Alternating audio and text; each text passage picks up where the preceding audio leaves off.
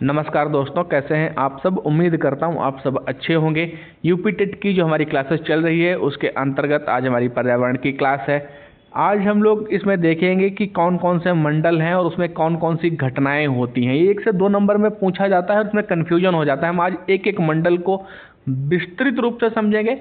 उसके बाद हम एक एक महाद्वीप को पढ़ेंगे कि किस महाद्वीप में क्या पाया जाता है, किस महाद्वीप में क्या नहीं है, इनकी क्या विशेषताएं हैं।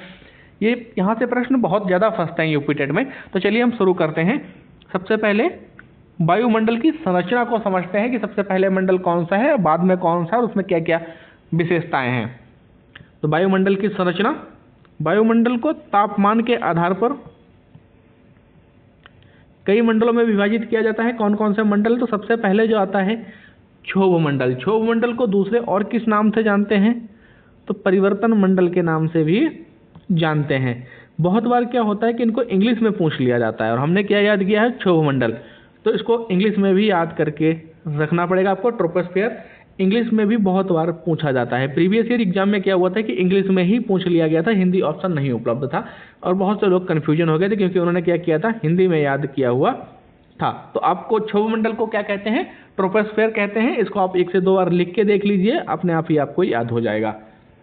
यह वायुमंडल की सबसे निचली परत है। अगर पूछा जाएगा कि वायुमंडल की सबसे निचली परत कौन सी है, जिसे परिवर्तन मंडल भी कहा जाता है, तो सही आंसर हो जाएगा ट्रोपोस्फियर या क्षोभ मंडल। इस परत की ऊंचाई भूमध्य रेखा पर 18 किमी तथा ध्रुवों पर कितनी है? 8 किलोमीटर। ये पूछा जा सकता है कि भूमध्य रेखा पर क्षोभ मंडल की ऊंचाई कितनी है, तो 18 किलोमीटर है। ध्रुवों पर पूछी जाएगी तो 8 किलोमीटर है।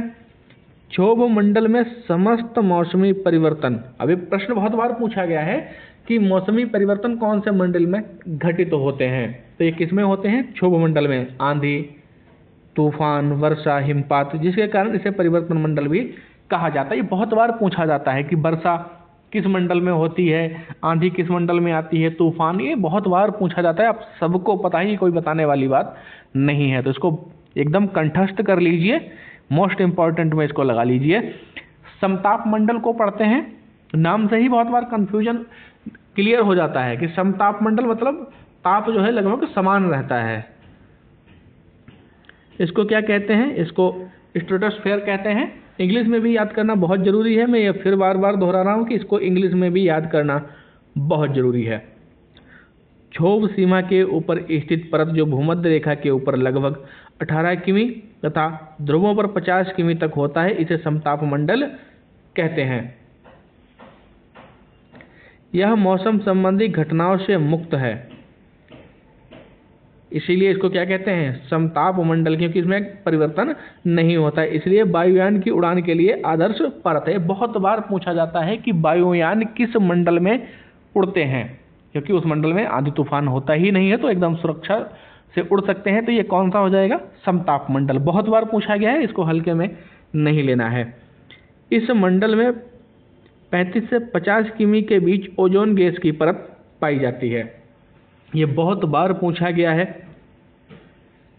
बहुत बार पूछा गया है कि ओजोन परत किस मंडल में पाई जाती है। आज से आप लोग इसको कंठस्थ कर लीजिए। ओजोन परत कहाँ पाई जाती है? समताप मंडल में पाई जाती है, जो क्या करती है? परावैंगनी किरणों का अवशोषण कर लेती है और हमारी सुरक्षा करती है। अगर परावैंगनी किरणें डायरेक्ट हमारे ऊपर आ जाएंगी तो हम लोगों को बहुत से हानिकारक प्रभाव झेलने पड़ेंगे, स्किन कैंसर, त्वचा कैंसर। तो चलिए कहाँ स्थित है ये ओजोन परत? समताप मंडल में। वायुयान किस मंडल में उड़ते हैं? तो समताप मंडल में। अगले प्रश्न को देखते हैं। अगला मंडल कौन सा है? मध्य मंडल।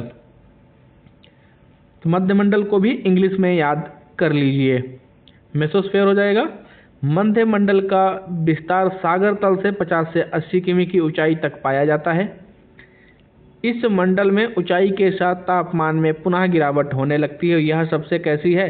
ठंडी परत है। ये इसका एग्जाम पॉइंट बहुत तगड़ा वाला, ये इसका मोस्ट इंपॉर्टेंट है, इसको आप लोग याद रखिए। सबसे ठंडी परत कौन सी है? मध्य मंडल है। सबसे ठंडी परत मध्य मंडल। मध्य मंडल को इंग्लिश में क्या कहते हैं? मेसोस्फेयर कहते हैं। चलिए अगले प्रश्न को देख लेते हैं। आयन मंडल। आयन मंडल को विशेषताएं क्या क्या हैं इसको आप लोग देख लीजिए। इंग्लिश में क्या कहते हैं इसको भी आप लोग देख लीजिए। पृथ्वी की सतह से 80 से 640 किमी की ऊंचाई तक आयन मंडल पाया जाता है।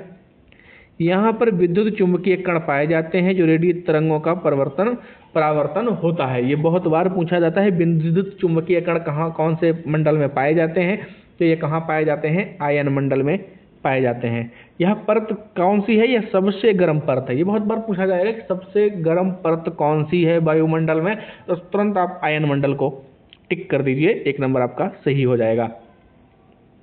आयन मंडल में ऊंचाई के साथ कई परतें पाई जाती हैं क्योंकि उसकी ऊंचाई बहुत है। अब देख लीजिए 80 से 640 तक, तो इस मंडल में क्या है कि छोटी छोटी बहुत सी परतें पाई जाती हैं, जिसको वैज्ञानिकों ने अपनी सुविधा के लिए वर्गीकृत किया हुआ है। डी, ई, एफ और जी नाम से इन 4 परतों को वर्गीकृत किया हुआ है। इतना डीप पहुंचता नहीं है, लेकिन जब हम पढ़ ही रहे हैं तो उसको विस्तृत रूप से ही देख लेते हैं। डी परत यह निम्न आवृत्ति की रेडियो तरंगों का परावर्तन करती है। पूछा जा सकता है कि निम्न आवृत्ति की रेडियो तरंगों का परावर्तन आयन मंडल की किस सीमा में होता है, तो डी परत कह सकते हैं, डी सीमा कह सकते हैं। ई परत में क्या क्या होता है, तो इसमें कैनली हेवी साइड परत भी कहते हैं। यह मध्यम एवं उच्च आवृत्ति वाली रेडियो तरंगों का क्या करती है, परावर्तन करती है। यह परत क्या करती है, अपरिटन परत विषय कहते हैं, यह भी मध्यम और उच्च आवृत्ति वाली रेडियो तरंगों का परावर्तन करती है। इस परत में विद्युत चालकता होती है। अब अगले मंडल को देखते हैं भाई, वायुमंडल। आयन मंडल के ऊपर वायुमंडल की सबसे ऊपरी परत क्या कहलाती है, वायुमंडल कहलाती है। इंग्लिश में इसको आप लोग जरूर याद करते चलिए, सभी मंडल आपको इंग्लिश में याद होने चाहिए। यहाँ हाइड्रोजन एवं हीलियम गैसों की प्रधानता है। ये पूछा जा सकता है कि हीलियम एवं हाइड्रोजन गैसों की प्रधानता किस मंडल में है, तो वायुमंडल में है, इसको याद रखिए। चलिए अब हम कुछ महाद्वीप को देख लेते हैं। तो आज हम एशिया महाद्वीप को समाप्त करेंगे, उसके बाद अगला महाद्वीप बाद में देखेंगे। तो एशिया महाद्वीप में क्या क्या प्रसिद्ध है, क्या क्या खास है, जो बहुत ही महत्वपूर्ण हो एग्जाम पॉइंट्स के लिए, हम उसको ही नोट करेंगे और कोशिश करेंगे कुछ भी छूटे ना। तो एशिया महाद्वीप विश्व का सबसे बड़ा महाद्वीप है, ये आप सब लोगों को पता है। इसका क्षेत्रफल आप लोग याद कर लीजिए, ये किमी है, जो कि स्थलीय भाग का कितना है, 33% है। यूराल पर्वत, कैस्पियन सागर, काकेशस पर्वत तथा काला सागर एशिया तथा यूरोप की सीमा बनाते हैं। ये बहुत बार पूछा जाता है। यूराल पर्वत और कैस्पियन सागर, काकेशस पर्वत तथा काला सागर क्या करते हैं, एशिया तथा यूरोप के मध्य सीमा का काम करते हैं, जबकि सुएज नहर, लाल सागर एशिया तथा अफ्रीका के बीच सीमा बनाते हैं। तो आप लोग इसको लिख लीजिए और याद भी करते चलिए। इसका विस्तार कितना है, तो एशिया का आकांक्षीय विस्तार 10 डिग्री दक्षिणी अक्षांश से 80 डिग्री उत्तरी अक्षांश। देशांतरी विस्तार क्या है इसका, 25 डिग्री पूर्वी देशांतर से 180 पूर्वी देशांतर है। एशिया में स्थित तिब्बत का पठार विश्व का सर्वाधिक ऊंचा एवं विस्तृत पठार है। कौन सा, तिब्बत का पठार कैसा है, विश्व का सबसे ऊंचा और विस्तृत पठार है।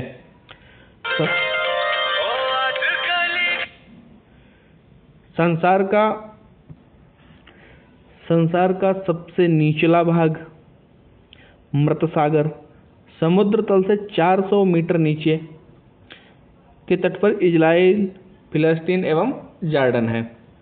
चीन व जापान विश्व के सर्वाधिक मत्स्य आहरण करने वाले देश हैं। और कुछ पॉइंट को देख लेते हैं। एशिया में सर्वाधिक रबड़ का उत्पादन कहाँ होता है, थाईलैंड में होता है। एशिया का सबसे बड़ा देश कौन सा है, तो रूस है। मलेशिया एशिया का सर्वाधिक टीन उत्पादक देश है।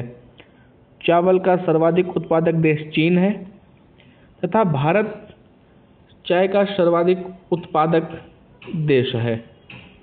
जकोटा त्रिभुज Japan, south Korea, Taiwan triangle एक बड़ी औद्योगिक शक्ति के रूप में उभरा है। अगले कुछ और पॉइंट्स को देखते हैं और इसके बाद इस क्लास को यहीं समाप्त करेंगे। जो बेरिंग जलसंधि है कहाँ है, अंतरराष्ट्रीय तिथि रेखा के समांतर स्थित है। बहरीन और कतर के बीच हॉर्मुज जल संधि है। इंडोनेशिया की राजधानी जकार्ता जावा द्वीप पर स्थित है। मकासार जल संधि जावा और सेलिविच को अलग करती है। जापान में टोक्यो याकोहोम नगर क्वांटो के मैदान में बसे हुए हैं। हिंद महासागर में स्थित मुख्य द्वीप मेडागास्कर है, जो विश्व का चौथा सबसे बड़ा द्वीप है। दूसरा सबसे बड़ा द्वीप श्रीलंका है। भूटान की लैंड ऑफ थंडर ड्रैगन तथा लैंड ऑफ थंडरबोल्ट कहा जाता है। तो चलिए नेक्स्ट क्लास में हम अफ्रीका महाद्वीप को देखेंगे। एशिया महाद्वीप में यही कुछ इंपॉर्टेंट फैक्ट थे, कुछ एक दो बचे हैं, वो हम अफ्रीका महाद्वीप के साथ ही देख लेंगे। इस क्लास को यही समाप्त करते हैं। आप लोग इसको नोट कर लीजिए, नोट्स बना लीजिए, और इस पे फिर हम अगली प्रैक्टिस सेट में अगली क्लास में कुछ प्रैक्टिस भी करवाऊंगा जो प्रीवियस ईयर में एग्जाम पूछे हुए हैं। तब तक के लिए जय हिंद, जय भारत।